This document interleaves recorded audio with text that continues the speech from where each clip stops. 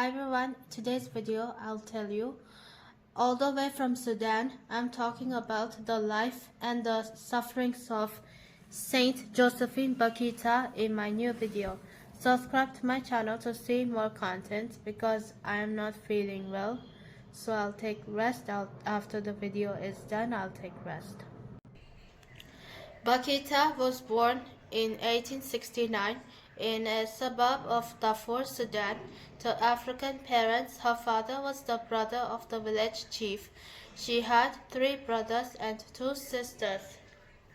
Her childhood was carefree and happy. However, tragedy struck at the age of 7 when she was kidnapped by Arab slave traders. The poor little girl was made to walk for a long distance barefoot to be sold in the markets of El Obeid and Khartoum. Bakitha was not the name she received from her parents. The frightful experience, which means fortunate in Arabic, was the name given to her by her kidnappers. Bakitha was loved by her first owners. However, one day when she broke a vase, she was badly beaten and then sold. Her succeeding owners did not treat her well.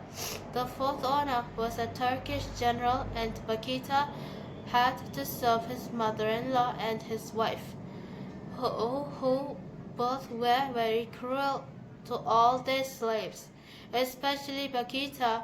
They had her body scarred and tattooed all over. Finally, she was sold to an Italian consul, Signor Callisto Legnani, who treated her with kindness and cordiality. When he had to return to Italy, she pleaded that she be taken along. He did take Bakitha with him on his return to Italy and gifted her to Mrs. Micheli in Genova.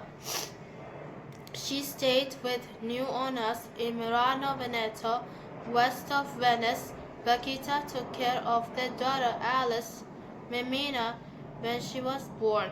It so happened that Mrs. Micheli needed to meet her husband, a businessman in Sudan. So she left Memina and Bakitha with the Canossian sisters of the Institute of Catechumens.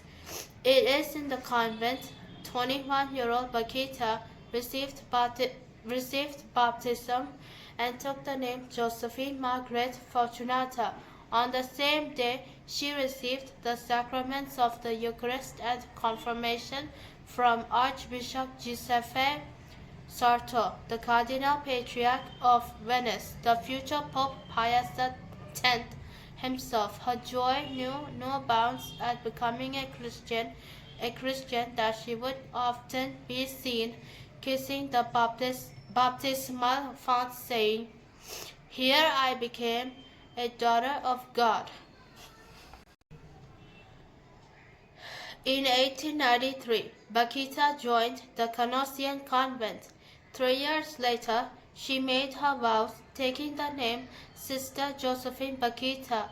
She was assigned different duties. She worked as a cook, Cistercian, doorkeeper, and did embroidery.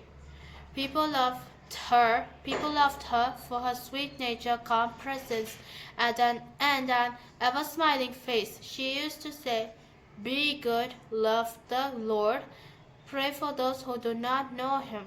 What a great grace it is to know God. A young student once asked Bakitha, "What would you do if you were to meet your captors?" Without hesitation, she said, "If I were to meet those who kidnapped me and even those who tortured me, I would kneel and kiss their hands, for if these things had not happened, I would not have been a Christian and a religious today."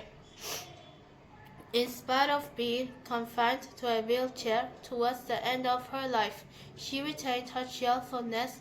To those who inquired about her, she would always answer with a smile, "As the Master desires." She died on February 8, 1947, at the age of 78 years, and thousands came to pay their respects at her funeral.